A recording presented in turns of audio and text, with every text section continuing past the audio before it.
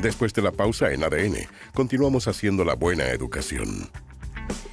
Seguimos en La Buena Educación, este día domingo conversando de un tema realmente fascinante que es la neuroeducación, pero también que está absolutamente vinculado con lo que vamos a conversar en este siguiente bloque que tiene que ver con la inclusión, qué entendemos por inclusión y de qué manera podemos mejorarla en momentos en que hay toda una discusión a nivel país respecto a este concepto. También queremos integrar en esto a los profesores, lo hemos hecho ya en nuestros capítulos anteriores y en esta oportunidad Denise Daza, profesora del Colegio San Luis Beltrán, conversó con nosotros, nos mandó un mensaje en este segmento presentado por Editorial Santillana que se llama Del profesor con cariño. La vamos a escuchar y volvemos. Todos hablan de educación, pero pocos la explican. Un espacio para conversar y aprender. La buena educación está en ADN. Hola, soy Denise Daza, trabajo en Colegio San Luis Beltrán de la comuna de Pudahuel, perteneciente a la Fundación Pudahuel. Cada uno de los actores de las escuelas y de los que estamos presentes para que sucedan los aprendizajes, primero creo que tenemos que tener una visión diversa. Y bueno, los recursos, yo creo que la disposición, la formación de los docentes es clave, porque esto de la inclusión ha tenido muy poquita difusión. Entonces, primero hay que tener una visión clara de qué significa incluir, a qué nos enfrentamos cuando quiero incluir.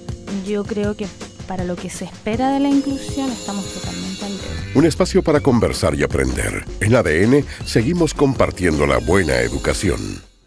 Bien, pues muchísimas gracias, Denise, por ese mensaje que además viene muy ad hoc con lo que vamos a seguir conversando en este capítulo de La Buena Educación, Ernesto, porque ya vamos a entrar de lleno en el análisis respecto al tema de neuroeducación e inclusión, de qué manera mejoramos los procesos de aprendizaje, pero también para hacerlos mucho más inclusivos de lo que son en estos momentos en las salas de clase. Exactamente, y sobre todo después de escuchar a la profesora Denise Daza, que daba cuenta de todo lo que nos falta avanzar en términos de inclusión educativa en Chile y también de hacerse la pregunta fundamental de qué es lo que entendemos por inclusión educativa. Y para eso tenemos con nosotros a Isabel Zúñiga, directora de la Fundación Mis Talentos, que lleva toda una trayectoria dedicada a promover la inclusión escolar. Isabel, muy buenas tardes. ¿Qué tal? Muchísimas gracias por acompañarnos. Hola, buenas tardes y gracias por la invitación.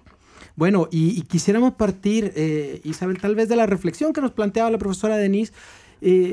¿Cuál es tu sensación de qué es lo que entendemos por inclusión en Chile y en dónde estamos y cuánto nos falta por avanzar?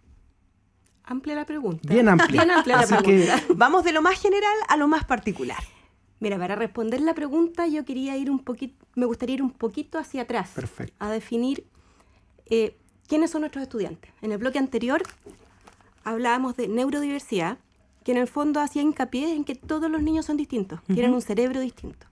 Podemos decir que son neurodiversos, podemos decir que tienen algunas necesidades educativas especiales, podemos clasificarlos de diferente forma, pero todas coinciden en que son niños distintos y por lo tanto aprenden distinto.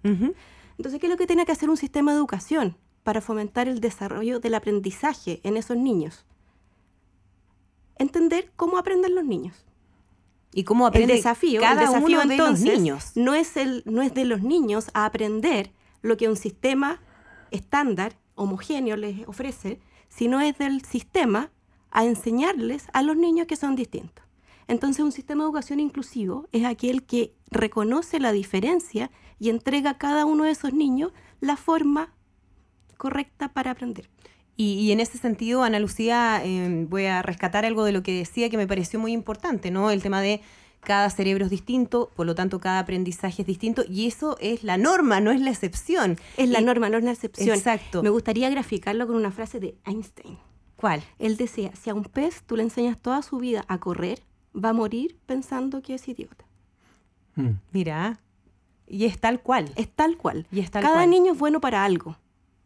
El rol del sistema de educación es descubrir ese algo. Y eso no está haciéndolo el sistema educativo. No lo está haciendo. Estamos lejos de Le eso. está exigiendo a todos los niños lo mismo. Y los niños son distintos. Claro, y son distintos de distintas maneras también. No solamente podemos hablar de niños que tienen necesidades especiales, sino que niños que vienen de contextos distintos, que vienen de ambientes distintos, porque finalmente ese factor ambiental también es muy relevante. Entonces también hay que tenerlo en consideración a la hora de establecer esos procesos de aprendizaje al interior de las aulas. Claro, si nos vamos a la definición de lo que significa una necesidad educativa especial, la definición del libro dice que corresponde a una condición que tiene el niño, que luego en interacción con el ambiente en que le toca vivir, se convierte en un obstáculo para aprender y participar. Entonces, ese ambiente pueden ser distintas cosas. Claro. Entonces tenemos niños, por ejemplo, que provienen de situaciones de guerra, niños que podrían tener alguna necesidad educativa especial porque provienen de ambientes vulnerables o que tienen alguna condición como dislexia, hiperactividad, déficit atencional, discapacidad intelectual, autismo, diferentes condiciones. Todas en interacción con el medio se transforman en un obstáculo para aprender. Pero si el medio se modifica, como decían en el bloque anterior, el obstáculo tiende a desaparecer y el aprendizaje a aparecer. ¿Y por qué cuesta tanto? ¿Por qué cuesta tanto hacer ese cambio de switch, de avanzar en las instituciones educativas finalmente hacia esos aprendizajes diferenciados? ¿Cuáles son los principales obstáculos con los que se encuentran? Inyectar calidad en un proceso siempre es difícil, y aquí estamos hablando de educación de calidad. Claro. No reconocer que los niños son distintos desde el sistema de educación es asumir que no vamos a tener un sistema de educación de calidad porque no va a producir aprendizaje el sistema. Pero no ¿Ya? se reconoce eso, perdón Isabel, porque no se sabe, o no se reconoce porque es más fácil seguir con este sistema. Es más fácil. Y buscar solamente un tipo de alumno que requiere un tipo de aprendizaje que podría ser el aprendizaje más formal que todos conocemos, ¿no? Mira, yo te diría que hay dos cosas importantes para entender por qué estamos en este punto. Uno es que es más difícil reconocer la diversidad de los niños porque los procesos son reconocer procesos diversos significa complejizar el proceso. Y por otro lado, los incentivos que tenemos a nivel de sistema fomentan que la conducta de los colegios vaya hacia seleccionar a aquellos niños que aprenden de manera más barata. ¿Y cuáles son esos incentivos? ¿De qué estamos hablando? Se les premia, por ejemplo, por producir un CIMSE alto. Claro.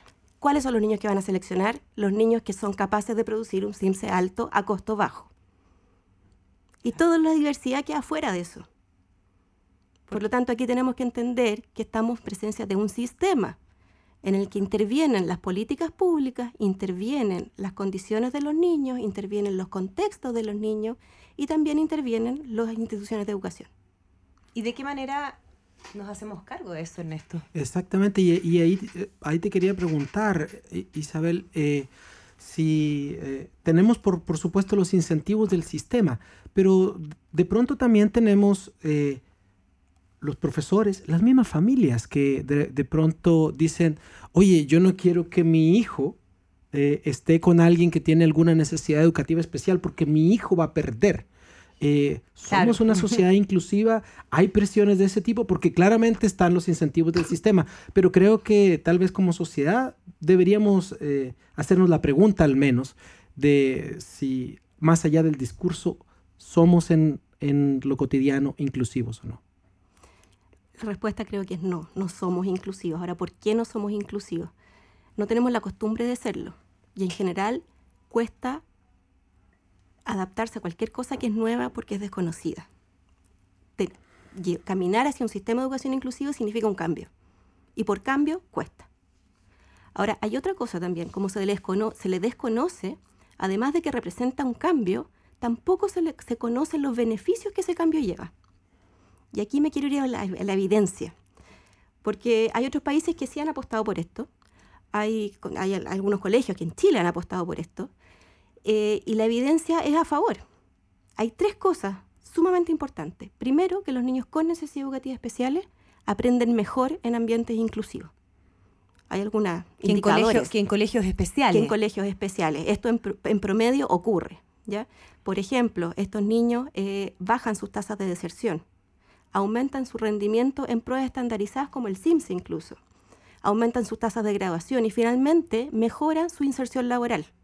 Eso ocurre. Por lo tanto, hoy día la población que está siendo discriminada del sistema se vería beneficiada con un sistema de educación inclusivo. Claro. Ahora, hay otra cosa que también ocurre. Los niños sin necesidades educativas especiales también se benefician. Ya, y se benefician en las mismas variables. Es sumamente importante porque se cree que ocurre lo contrario. Exacto, porque claro, el mito podría ser, sí, bueno, le hace bien a los niños con necesidades educativas especiales, pero mi hijo no va a avanzar tanto, porque finalmente el profesor va a tener que quedarse en lo más sencillo, se va a retrasar en lo más básico, y quizás mi hijo que tiene, porque ese es el pensamiento de muchos, ¿no? Mi hijo que tiene más capacidades no va a poder llegar a ese nivel de conocimiento potencial que tiene. Efectivamente, y fíjate que nos centramos solamente en lo cognitivo en vez de considerar los aspectos morales, sociales, emocionales. Además, una visión bien sesgada de lo que es el conocimiento. Pero fíjate que la evidencia internacional aquí es un poquitito ambigua. Algunos dicen que no ocurre nada en los aprendizajes más duros. En una medición de una prueba estandarizada, muchas investigaciones dicen que no ocurre nada en los niños sin necesidades educativas especiales. Eso sería, ni bueno ni malo. Eso ya sería una buena noticia para Chile. Sin embargo, yo estoy terminando un estudio junto a Dante Contreras que dice que es beneficioso para Chile. Los niños sin necesidades educativas especiales en Chile, con las políticas actuales, que además sabemos que se pueden mejorar mucho, ¿ya? Mejoran su rendimiento en el CIMSE cuando comparten con al menos un niño con necesidades educativas especiales en su curso. Es decir, es un win-win. Todos ganan. Es un win-win. Y hay otra variable sumamente importante también, el tercer beneficio, que lo reciben tanto los niños con como sin necesidades educativas especiales, es que uno favorece los aprendizajes sociales, la autoestima, la colaboración, la capacidad para trabajar en equipo, la resiliencia. ¿Quién me puede decir que esos aprendizajes no son importantes para la felicidad en la vida? Absolutamente, un montón de otros elementos que muchas veces no entran ni siquiera en la discusión y que son igual o más importantes que los elementos cognitivos propiamente tal que tanto nos gustan, ¿eh? Vamos a seguir conversando con Isabel, con Ernesto, respecto a educación inclusiva, neuroeducación, cómo se relacionan, y vamos a volver después de la pausa. Vamos a hacer una pausa musical muy bonita. Vamos con Jorge Drexler. Esto es Todo se transforma. Ya regresamos en La Buena Educación.